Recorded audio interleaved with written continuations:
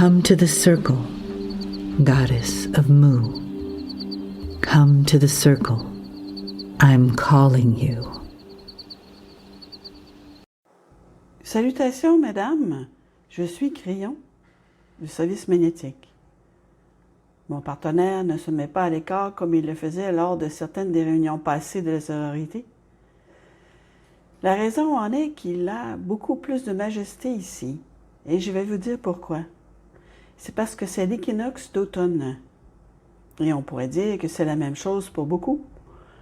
Il y en a même qui entendent cela et qui ne sont pas des sœurs.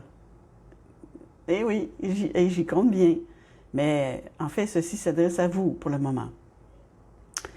Mesdames et tous ceux qui nous écoutent en ce moment, il s'agit d'une célébration, pourrait-on dire, d'une période de l'année, pourrait-on dire, d'un fait astronomique, oh, certainement, pourrait-on dire, mais c'est toujours célébré d'une manière ou d'une autre, et je crois que ce n'est pas une exception pour vous. Comme il s'agit de la Terre, appelée ainsi en fonction des caractéristiques de la Terre, la longueur des jours étant la même sur toute la planète, nous allons parler de la Terre et de la relation que vous entretenez avec elle. Peut-être préparez-vous une cérémonie au cours de laquelle vous pourrez à nouveau célébrer votre relation avec la planète. La meilleure façon de le faire est d'examiner ce que nous avons appelé et ce que la science a appelé la relation symbiotique entre vous et Gaïa. Et je vais commencer par la plus évidente, et peut-être que vous n'y avez pas vraiment réfléchi. Beaucoup d'entre vous ont eu le privilège de pouvoir voyager suffisamment pour se rendre dans une véritable forêt tropicale.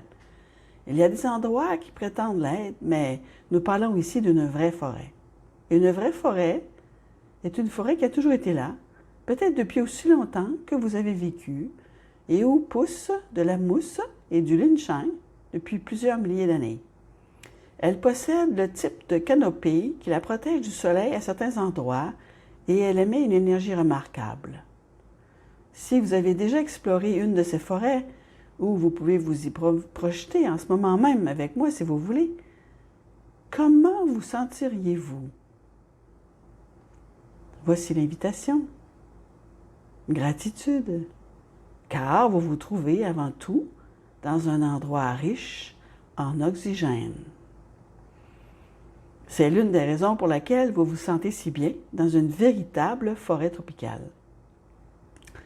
Dans cette ambiance, l'oxygène vous parvient, surtout grâce au linchin qui se trouve dans les surfaces vertes qui adhèrent aux arbres. Même les arbres donnent de l'oxygène. La forêt est donc riche en oxygène et vous le constatez. Parfois, on a l'impression d'être étourdi tant il y en a. Mais là, dans ce lieu, dans cette forêt tropicale, il se passe quelque chose. Parce qu'au moment même où vous vous y trouvez et que vous dites « Merci Gaïa, merci d'être toi, de me fournir cet oxygène, de me faire sentir de cette façon et de me soutenir et de soutenir ma vie sur Terre telle que tu le fais. » Chaque fois que vous le dites, Gaïa vous contemple et vous répond « Merci pour chaque souffle que tu prends, car chaque fois que tu expires dans un soupir de gratitude, tu nous nourris. » Cela se répand dans l'atmosphère de façon à apporter des nutriments à tout ce qui est beau, chaque arbre, chaque plante et chaque fleur. Merci pour cette expiration. Quel genre de collaboration pensez-vous avoir réellement? Elle n'est pas seulement symbiotique. Lorsque vous étreignez un arbre, réalisez-vous que ce qu'il fait à sa manière, c'est vous étreindre en retour et qu'il vous dit « Merci d'être venu près de moi et d'avoir respiré si fort. Il vous aime. » Voici les faits. Il y a une équité, une profonde équité entre vous et Gaïa. Cette égalité est la suivante. Elle a besoin de vous autant que vous avez besoin d'elle. Et quand bien même vous vous tourneriez vers les océans, que vous seriez sur une plage en disant « c'est un endroit magnifique et merveilleux », chaque souffle que vous prenez se retrouve toujours dans le processus de photosynthèse.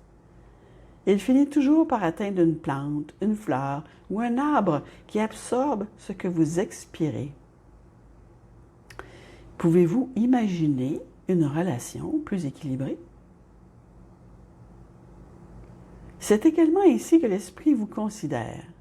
En ce moment, sur cette planète, ce que vous considérez comme Dieu, l'esprit, la source créatrice, estime que vous faites partie de la famille et vous considère plus qu'un simple égal.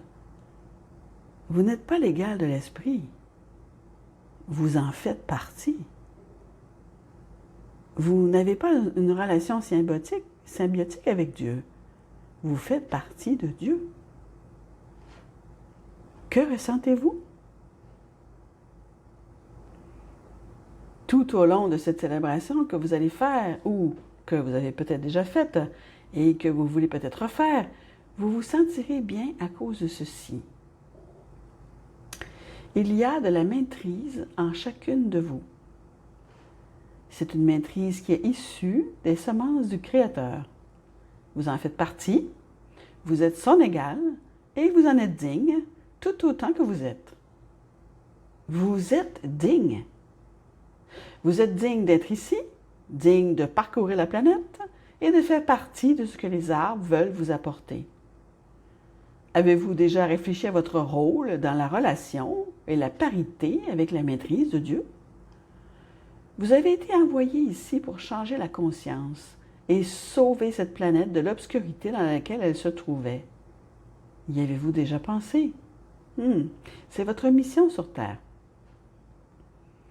Si l'une d'entre vous se hasarde à prononcer la phrase « Quel est mon objectif, ma mission? » alors l'esprit s'avancera tout de suite et sourira et dira « Ton rôle est d'être ici, de respirer pour que Gaïa te connaisse, c'est d'aimer pour que je te connaisse, c'est d'être compatissante pour les autres, pour que les autres te connaissent.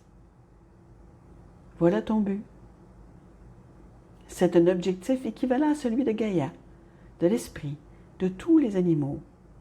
C'est la raison pour laquelle vous êtes ici. Et c'est magnifique. Pourquoi ne pas célébrer simplement la beauté?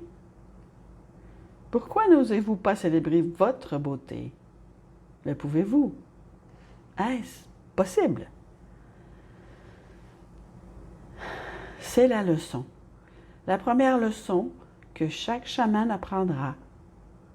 Voir Dieu en soi et l'aimer pour pouvoir se reposer en toutes choses et le projeter sur les autres. Par votre seule présence en tant que chaman, vous guérissez les autres personnes qui sont en votre présence parce qu'elles voient Dieu en vous. Il est normal que tant de gens veulent être auprès d'un maître, non pas pour l'entendre parler, mais simplement pour être à ses côtés, afin d'être imprégnés de l'essence de ce maître. Voilà qui vous êtes. Et c'est pour cette raison que vous êtes ici. Personnellement, en tant que crayon, l'équinoxe d'automne me permettra de vous célébrer. Merci d'être ici et de savoir que c'est pour cela que vous êtes venu. Et c'est ainsi.